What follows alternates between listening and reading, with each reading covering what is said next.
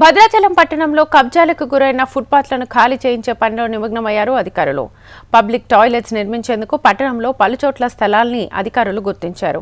ఇందులో భాగంగా Bhadrachalam RTC bus stand ఎదురుగా ఉన్న ఫుట్పాత్లను ఆక్రమించి వేసుకున్న షెడ్లు, దుకాణాలను తొలగించే ప్రక్రియ చేపట్టారు పంచాయతీ సిబ్బంది. ఆటో కార్మికులు వేసుకున్న షెడ్లను సైతం జేసీబీతో కూల్చివేశారు. దీంతో ఆటో డ్రైవర్లు ఆందోళనకు దిగారు. స్పందించిన అధికారులు ప్రత్యామ్నాయం చూపిస్తామని చెప్పడంతో వివాదం తాత్కాలికంగా సద్దుమణిగింది.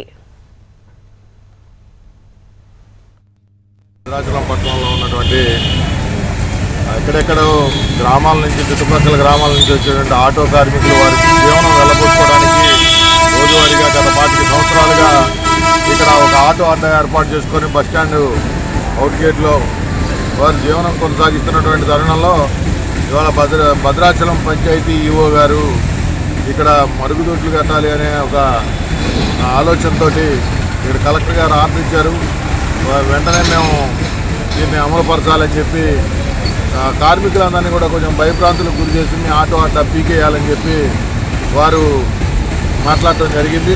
సరే, వెంటనే కమ్యూనిస్ట్ పార్టీగా మేము సిపిఐ పార్టీ అనుబంధ సంస్థ అయినటువంటి ఏఐటీసీ ఆటో కార్మికుల తరఫున మేము వారిని కలిసి సంప్రదించడం, మాట్లాడటం జరిగింది.